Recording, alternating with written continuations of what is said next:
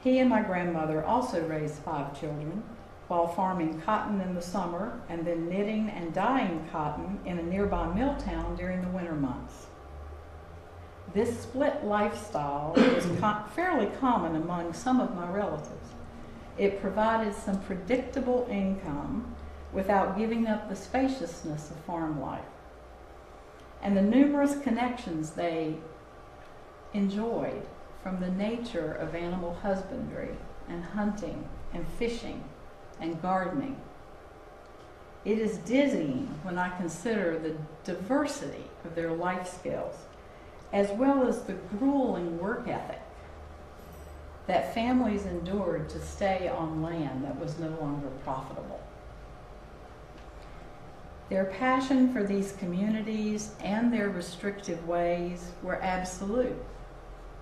They believed in Jesus, tent revivals, racial segregation, and the role of the KKK in their community. No dancing from my Baptist side, and no makeup or slacks for women on the Pentecostal holiness side. I'm probably the only person in this room whose only encounter of summer camp was at the Pentecostal Holiness Church youth camp, which I went to the year I turned 13. We studied the book of Revelation for 90 minutes a day and flirted covertly in our demure dresses, which we wore from dawn till the lights went out. By the late 60s, I knew that my only hope was making enough money to pay for college. As the oldest of 3 children, I never dreamed for a moment that 2 mill workers could pay for 3 kids to go to school. Luckily, I started working at the dry cleaners at 15, and by 17, I was old enough to enter the factory where my dad worked, and I was able to work there during my summer and winter breaks. The factory was an eye-opener. It was filled with hundreds of men and women working like mad against the clock, sometimes sewing through a finger or stapling a hand instead of a sofa in the rush to make production. These quotas often enabled them to join the overtime team, the reward for steady and fast work. My work partner at the mill was an irrepressible woman named Mary, who was one of 14 children and operated the hydraulic button covering machine. She taught me how to use the machine and the safety rules that went with it, as well as general mill etiquette, if you've ever wondered, there is one, and how to avoid the OSHA people whenever they paid a surprise visit. She knew everything about that mill, and I was in awe of her, including the day she reached over the safety panel and removed a fabric top that had gotten stuck in the button machine. She got 2 fingers crushed by the descending hydraulic press for her effort. I was stunned as a 17-year-old that the plant manager insisted on interviewing her for her safety violation before he allowed her to leave for the doctor's office. His power was absolute, and she never wavered as she answered his questions very politely. It was only after he left that I noticed the blood rising up from where she had bit her lip to keep from crying as she's talked with him. In 1971, I left for UNC at Greensboro, ecstatic that I was finally heading away from the mills towards the freedom of art. Oh, the naivete of youth, right? My parents sent me off with my roommate from Maiden, with her dad driving us in his pickup truck. We chattered excitedly about the fact that our campus held 8,000 students, 4 times the number of people that lived in our little town of 2,000. And we were going to be living in a city that was the 2nd largest in the whole state, we had arrived. So we were pretty excited.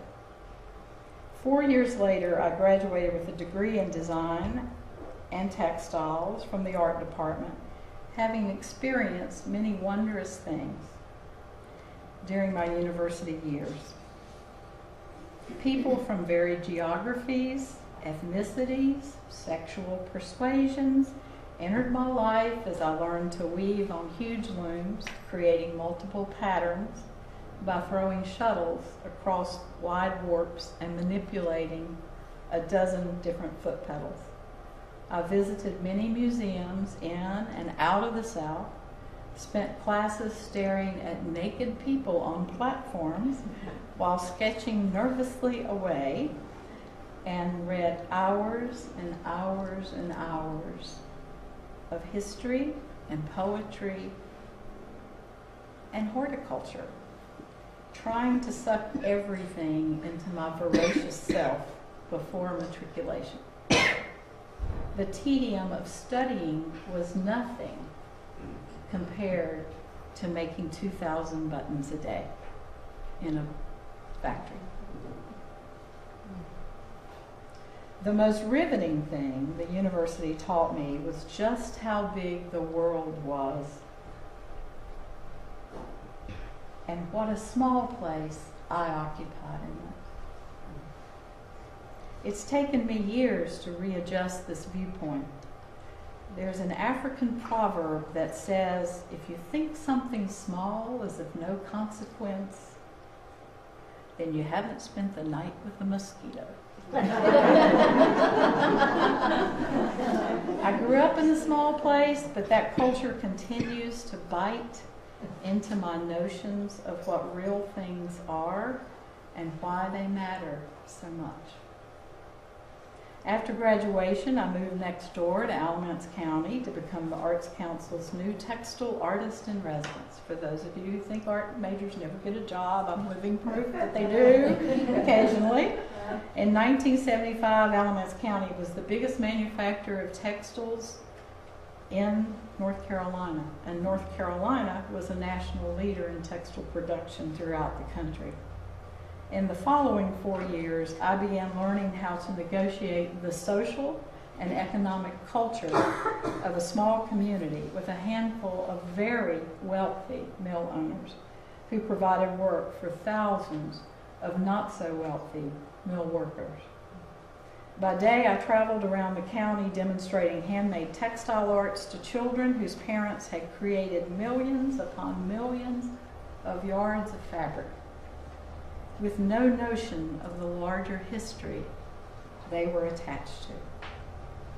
At night in the community college, I taught many of the mill owners how to hand spin wool into thread and weave that thread into one-of-a-kind tapestries, while spending my weekends teaching them at my studio the fine points of sheep shearing and vegetable dyeing, because yes, I had sheep, and yes, I raised traditional indigo in order to make vegetable dyes with. It was the 70s, what can I say? I also made my own ketchup, but that's another whole story. The gap between the world of mill owners and mill families was immense. Living in the middle of that divide, not really belonging to either group, but feeling bonded to each, was perplexing to me. Perplexing, painful, and at times exhilarating. It was a powerful introduction to understanding that an artist's life is really like that. It's not either or. It's always both and. In 1979, my husband was transferred to metropolitan Atlanta, and I was rudely awakened from my lovely dream of the community arts. Suddenly, I was working in visual merchandising for a European-style design store in Atlanta's most exclusive mall, and volunteering with the Atlanta Historical Society, where I repaired antebellum silk ball gowns for an upcoming exhibition called The Woman of Atlanta. I remember wondering how that title could ever be true of all the women in Atlanta. But that was the semantic myopia of museum labeling in 1979. Atlanta taught me that the women who counted did wear those ball gowns. It was a powerful lesson for my next geographical move. A short year later, my husband's job took us to Richmond, Virginia, and although Richmond was a city of 600,000, it seemed cozy after Atlanta's sprawl. I jumped back into teaching weaving at the Jewish Community Center and became active in the local Craftsmen's Guild. This exposure and experience gave me an opportunity to apply and be chosen for my first director's position with the Visual Arts Center in Richmond. Founded by Elizabeth Scott Bocott of the Scott and Stringfellow family, the next 4 years was a deep dive into community leadership for arts, education, and exhibitions, marketing events with a dazzling array of craft and design objects, and relationship building with philanthropists such as Francis and Sidney Lewis, the Tolheimer department store clan, and many other Richmond luminaries. I encouraged them to fund efforts to grow contemporary design in an antebellum town. From my little office, which was 3 doors down from the White House of the Confederacy. You can't make that up. Meanwhile, Dan and I lived right outside of Richmond in Highland Springs, in a neighborhood that we could afford, next door to plumbers, teachers, and nursing assistants. Those years in Richmond were transformational, showing me what money and power can do when linked to a bright artistic vision, but still excluding most of my neighbors and all of my family's dreams and aspirations for the future. Eventually, I felt a strong pull back to North Carolina, and I accepted a job as director of Piedmont Craftsmen. Piedmont Craftsmen offered many opportunities to build on the skills I developed in Richmond, and I love being back in a place with such a rich mix of formal art and more vernacular expressions sitting side by side, whether in museums like Mesda or in private collections owned by the Banking Grays and the Textile Haynes, the Tobacco Babcocks, and the inimitable Minch and former bakery owner Ruthie Julian. As a Jew in a fundamentally Protestant town, Ruthie showed me that art wasn't just about privilege. It was about an insatiable curiosity that anyone could claim with enough time, love, and chutzpah. She inspired me to take the entrepreneurial leap from nonprofit into the gallery world after Piedmont Craftsmen. So with 2 partners, we opened Urban Artifacts in 1987, and it focused on forging an alliance between the world of high international design goods, Southern craft media, and various folk traditions thrown in for good measure. We carried hand-felted rugs made by punk artists in England, traditional hand-blown stems from Vermont glass studios, and high-design razors and badger hair shaving brushes from Italy. What can I say? It was the 80s. This experience was both fantastic and frightening. As a peculiar retail entity and a part of the country known for its consumer conservatism, we got national media attention incredibly fast. During the 8 years we were in business, we traveled extensively throughout the United States, to Canada, to Europe, to Japan. And yet, no matter how much we tried to gather up anyone who lingered at our door, I knew a gap still existed between our goods and many potential customers. That gap was created by many things: education, socioeconomic privilege, even artistic courage, perhaps. Most of our customers walked in the door knowing that they belonged there and that we were on their team. Others took years to realize that we were offering something both valuable and unique. My sister said it best when I asked if she had liked the earrings I mailed to her in Maiden for her birthday. She said she was saving them for later.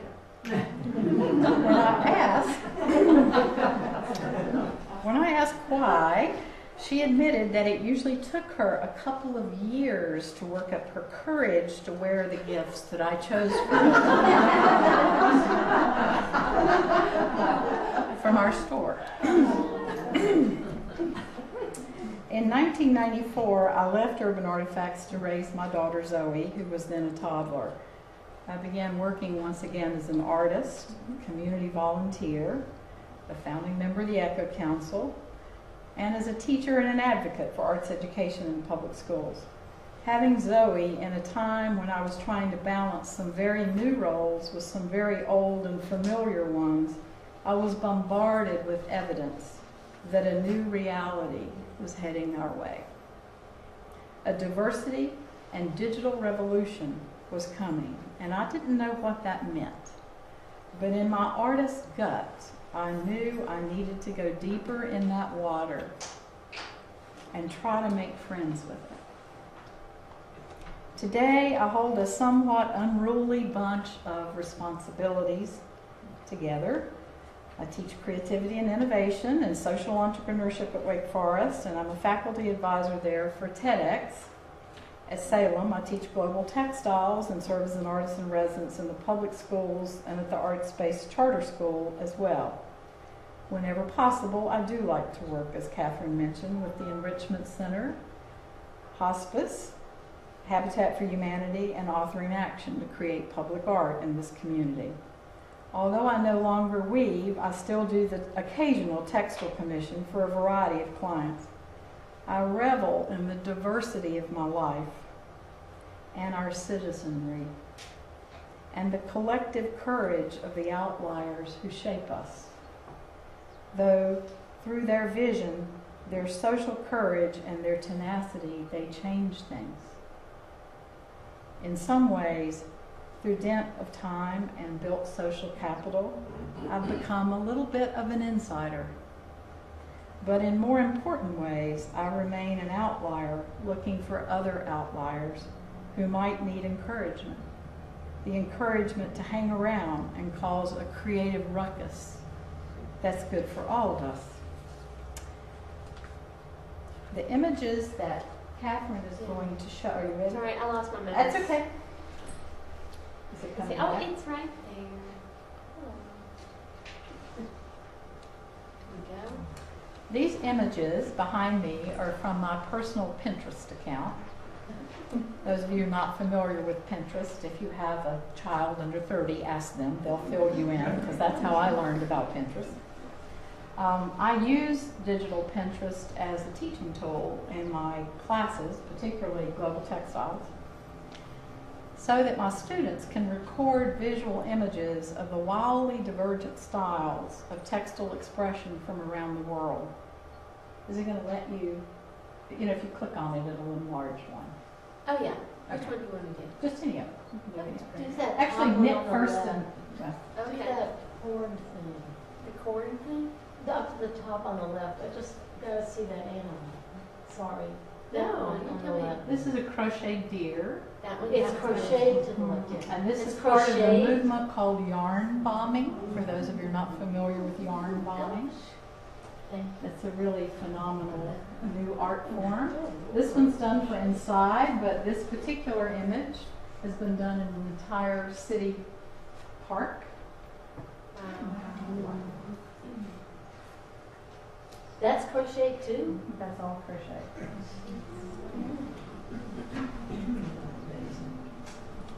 Let's see, this is from John McQueen, who is a very famous basket maker. That's all handmade basket. These are pieces of clothing worn by people from Inner Mongolia. They're incredibly beautiful. If you're interested in going on the Pinterest site, you can just create an account and click on my name, and you can look at any of my boards and pins. Let's see, can we go back to, Yeah. going to show you a couple of others that I think are really interesting. This piece is from a group of women in rural Alabama called the G's Bend Quilters. I don't know how many of you all are familiar with them. And let's see, can we scroll down just a hair? I was going to show you another yarn bombing, which I love as a former piano player. This is a yarn bombed granny piano. Again, you can tell that people in textiles are not quite right. And let's move down just a little bit more, and I'll show you a couple down here at the bottom, and then we can take some questions. Okay, let's come down to the bottom. This is a part of the Knitting with Attitude community, which has developed fairly frequently. So you'd be surprised at what some of the adventurous people are doing who are out there in textiles. And if we can slide down just a little bit. Here's another one of the embroidery with attitude. It's gotten to the point where I can't tell you how I really feel without embroidery. You never know what's going to come up next. And then we'll scoot to the little bit down, a little further down. I was going to show you a couple of other pieces. They're really, really exquisite. Okay. Oh. You may recognize this piece. I don't know, those of you who know about Black Mountain School, I'm always surprised my students don't know more about it. But this is hand woven by Annie Albers, who came here at the end of, actually at the beginning of World War II. She was a Jewish immigrant who fled to the United States to avoid the concentration camp, she and her husband. And they made an enormous impact on American culture. But first, they made an enormous impact on North Carolina culture by helping start Black Mountain School. And then let's see, let's slide down just a few more with my students. I generally try to give them a range of things from, some of these are quilts made out of cigar silks. This is William Morris from England. We try to look at as broad a range as possible of expression in textile art, from Japan to Africa to Romania. There's just an amazing world out there for people who are willing to search out textiles. I love a lot of textiles from sort of the Sonic age of the 40s and the 50s. Really beautiful piece of bark cloth. And another one that I really liked was this one. It probably shouldn't even say that I do, but it was made by a woman who was a German seamstress and mentally insane, and during her time in the asylum, she made this heavily embroidered straitjacket with the words and undecipherable phrases that her psychiatrist could not read, but documented her thoughts and feelings about her life. Amazing. Okay, and if you scoot down just a little bit more.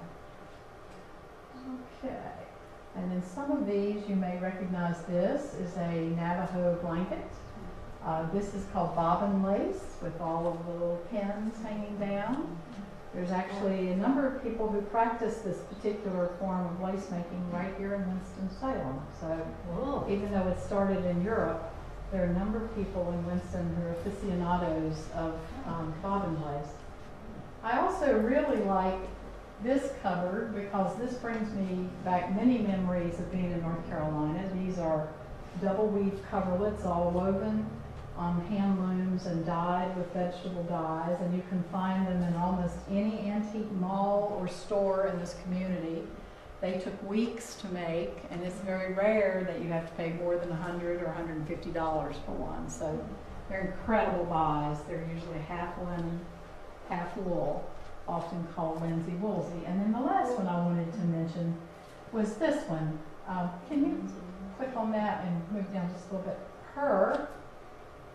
This doll was owned by Clarissa Field of Northfield, Massachusetts. She was born blind in 1765. This doll was made for her, and she named it Banewell Putt. I'm not real sure why, but it turns out to be the oldest remaining doll in North America. Wow. It's this really incredible story. It's linen predominantly, because linen lasts a really long time. It's very sturdy, and probably little bits of cotton. I would imagine little bits of cotton are the parts that are starting to disintegrate. But Bangwell Putt is a very famous doll in the history of American textiles, because it is all textiles, and it's still with us. That's sort of unusual in America. It wasn't, preserved in a peat bog in another part of Europe, etc. So it just sort of gives you a little bit of an overview. There are many African fabrics on this board, because I've been collecting African fabrics for about 30 years. It's a reigning passion in my life. Again, another piece of portrait embroidery. It's amazing. Good. Just incredible. It's all made with sewing thread. On like a canvas or? Just on a piece of fabric. They're all stitched and very, very highly detailed. How large is that? They range different sizes. Sometimes they're up to like 12 by 14 inches, but they're very, very beautiful. Okay. This is one of the gloves. This is from 1220. And I had a chance to see that glove when I was in college. One of the amazing trips I took was to the Metropolitan Museum of Art in New York City, and my teacher had arranged behind-the-scenes tour for us as textile students, and they allowed us, I doubt seriously they'd let us do it today, but we did have on our white gloves and our white coat, and they allowed us to go into the drawers of the Metropolitan Museum, where there were thousands and thousands and thousands of textile objects. You pull these huge drawers out, and the colors of that glove were as intensely red as any red in this room today. And it was from 1220, which is like a miracle. Consider all the work that it took to get a red out of nature. That's the hardest color to actually procure from nature. So I think of that as a kind of miraculous glove. It's one of those hands that symbolizes so many things to me today, because the word hand has had so many manifestations in my life. Some very positive, when I was working for crafts organizations where the hand was venerated, and often for companies in which the hand was just another body part that was for hire.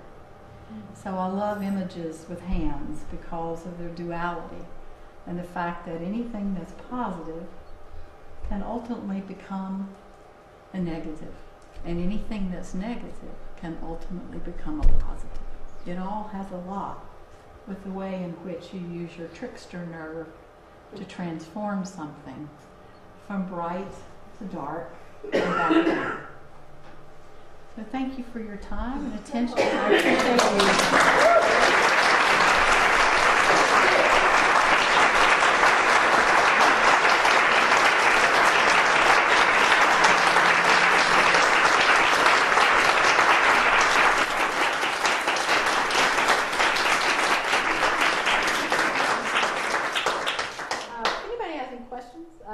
I assume we have a few minutes. We do. I'll be We have happy plenty of time. to answer a few I questions. have a comment. I noticed that you don't really like it when we give you a hand. You're absolutely right. Thank you very much. But I do appreciate You need it. to Sort of. incorporate that one into your. Does anybody else have any other questions? Well, thank you for coming. Okay, I'm sorry. How old were you when you realized that you were ultimately going to outgrow Maiden. Maiden? I think I knew it by the time I was about 6th grade. 6th grade? Yes, 6th grade. So I must have been about 10 or 11. It was when the schools were desegregated. And I was so confounded by how my community, I won't say they embraced desegregation, I'll say that they had to embrace segregation. And a lot of the things I'd been taught as a very religious child did not square with what I saw people doing to each other.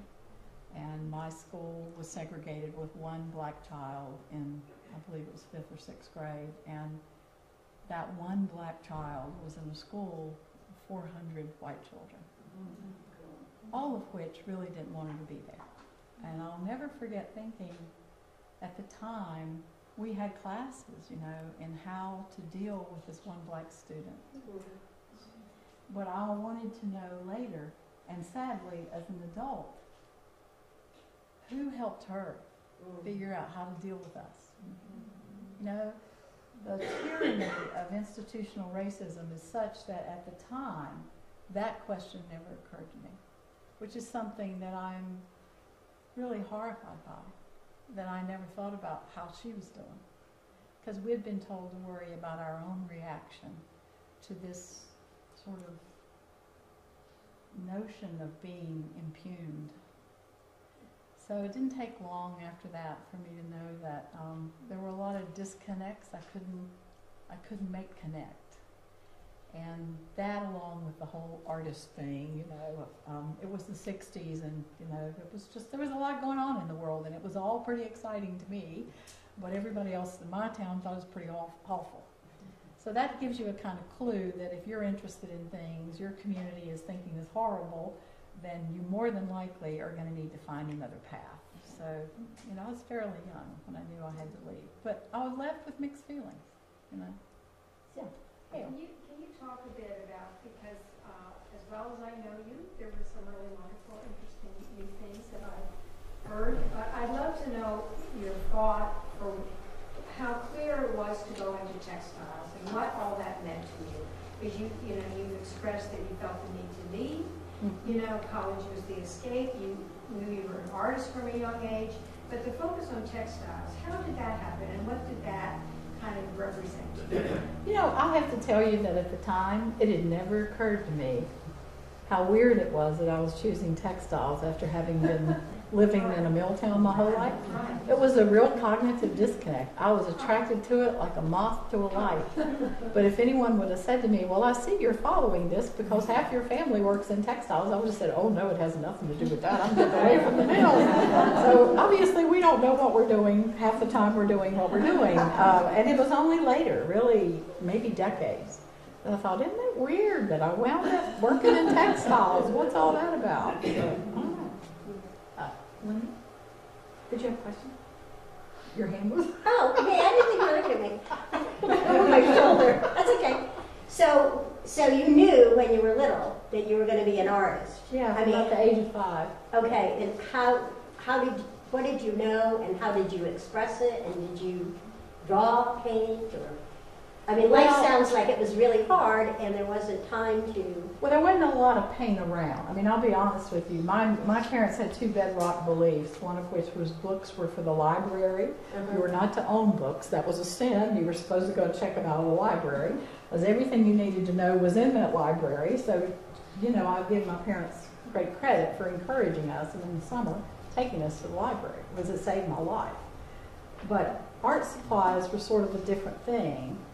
So, if I had paper for school and pencils, that was pretty much my art material until I was a sophomore or junior in high school. And one of my English teachers was so, I guess, overwhelmed at my pathetic need for art materials that she started teaching a single art class in the school that year, even though her education was totally in English literature, just so she could donate some money and get some paint in front of me and a handful of other students who desperately wanted to learn how to express ourselves beyond just a number 2 pencil. So really, I had no art experience of the traditional kind until I went to college. But your sense of wanting to be an artist, how did you know? I think it was because between reading and drawing, I knew there was an alternative universe. And I think that's why I had to start today by acknowledging the outliers and the tricksters in my life, because I think tricksters and outliers are in touch with that other life. And as we all know, there's what is seen, and there's a great, great universe that's unseen. And art gave me access to that other universe in a time in which much of the world that I saw was pretty painful. So it's not an unusual story that artists find art early when situations are not conducive to being one big happy family. So in some ways, I think that sort of legitimized as I went to college and started to meet other artists. And I realized they were kind of a grumpy, dissatisfied lot. You know, and I thought, well, I have a lot in common with these people. Obviously, I'm where I'm supposed to be. Even though I'd had no training and no one had ever certified me as artistic material. Because I'd read my entire life to escape a lot of what was going on around me, I tested well because I'd been reading voraciously as a child, and that helped me get into the university, but I still had to apply into the fine arts program at my university, and that was terrifying because I realized I had no training, and I just hoped to God that they would take me because I wanted it really, really badly, not because I had a particularly demonstrable talent, because I didn't. But I think they really listened to the interview in which I said, you know, this isn't a choice for me. And I think that on some level, art, you don't really choose the life of an artist because it's hard. It's one of the reasons I've always had a great affinity for people who are gay. Anyone that says people would choose to be gay, as hard as it is to be gay in this world, I think are foolish because it's hard to be gay. So I believe that it's chosen for them. And I think that's often true of the arts. To really be committed to the arts, you have to be willing to walk a path that is not certain. And that often is embarrassing and sometimes downright humiliating. But it's also incredibly powerful and important and essential, not just for my life, but for all the people in the world who need art to keep moving forward. It wasn't just something to do, it was a reason to live, if that makes sense. Any other questions? Jane, you must have been mortified and had nightmares when, was it Charles Morley, the minister? In Maiden last year? Yeah, but during the Amendment 1 business, you must have been horrified. Well, it was pretty embarrassing, and I actually went to the Love Not Hate rally with my daughter in that week after he had made the announcement that gay people should be put behind bars. Out in the big field, I assume he meant like a cow pasture and left to die. Because, you know, they couldn't procreate, so obviously they could not reproduce and continue to live. It was just a completely embarrassing moment. But, of course, he was a Southern Baptist. I don't know why I was surprised. That's very typical of the beliefs where I grew up. And he was from Balls Creek, which is where, you know, all my mother's family was from. So my daughter and I went up for the demonstration day, and we really didn't know what we would encounter, but as it turned out there were about 2,000 people there, and about, I would say about 1,900 of them were solidly in the love category versus the hate category. So they were so soundly outnumbered. I sort of came back feeling like, wow, this was cool. Of course, most of the people I met were not from Maiden. They had come in from all over the area to voice their, you know, support for the gay community after that terrible sermon in which he was just so hateful. So that part was really good. And then I came back and I wrote a letter to the editor, which wound up becoming a guest column in the paper. And after I wrote it and they accepted it and they told me when it was going to run, then I started having anxiety attacks because I thought, oh my God, my family, which I did not tell I was up there, were going to read it, and I was truly finally going to be cut out of the tribe. But as these things happen, it turns out no one in my family reads the papers. No one knew. No one's ever mentioned it to me, and it's not been a problem. So, in that way, maybe ignorance is bliss. That's all I can say. Does anybody have any other questions? Okay. Well, thank you so much. I really appreciate it.